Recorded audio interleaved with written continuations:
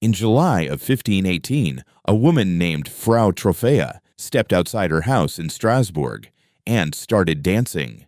No music, no reason, just her, alone in the middle of the street. By the end of the week, 30 people had joined her. By the end of the month, 400 people were dancing through the streets, and some of them wouldn't stop until they collapsed.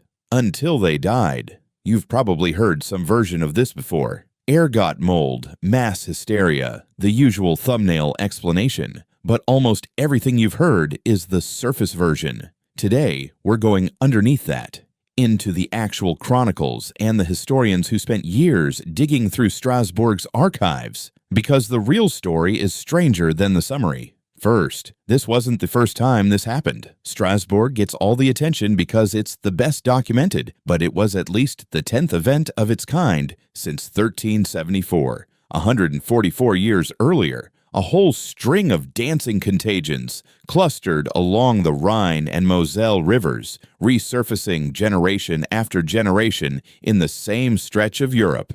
This was a regional pattern, not a freak accident. And here's where it gets darkly funny.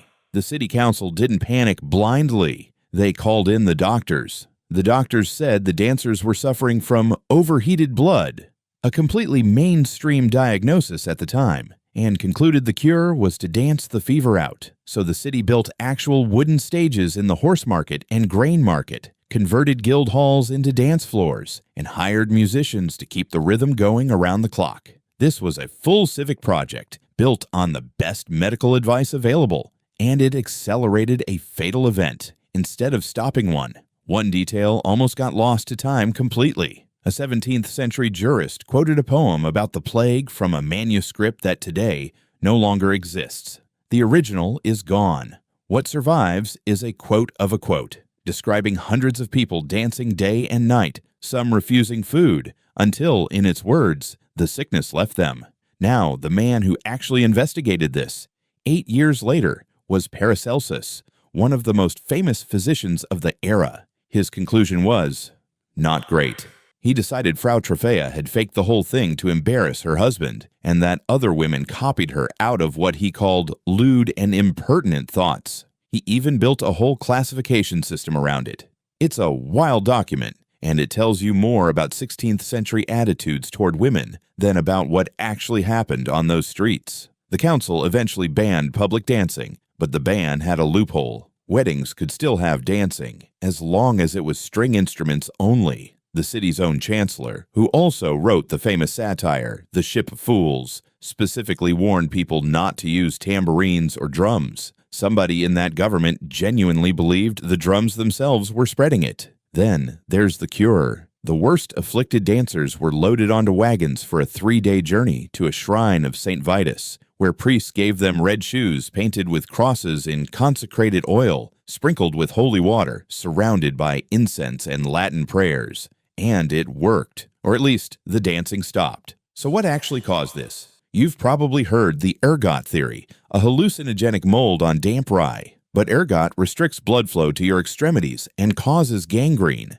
Someone poisoned by it physically could not sustain days of continuous dancing. The chemistry doesn't support it. The explanation that's held up best is something closer to mass psychogenic illness, a stress-induced collective event. And the closest modern parallel isn't another dancing outbreak. It's a laughing epidemic. In the early 1960s in Tanganyika, 2 schoolgirls started laughing uncontrollably. It spread through 2/3 of the school, then into their families and entire villages once they went home. Nobody calls that supernatural today, but structurally it's the same mechanism as Strasbourg. Extreme stress, a suggestible population, and one person's behavior becoming contagious. A historian named Eric Middlefort put it best. Madnesses of the past aren't things you can pull out and study under a modern microscope unchanged. He compared them to jellyfish. They collapse the moment you remove them from the water they belong in. Strasbourg in 1518 was drowning in famine, disease, and fear. And into that water, one woman started dancing. And the fear of an entire city gave that single act the power to spread. We'll never know the exact death toll. Those numbers come from chronicles, not clinical records. But the pattern itself, A population under unbearable stress, a belief system that turned one symptom into a citywide contagion isn't really a medieval mystery at all. It's just the earliest, strangest example we have on record.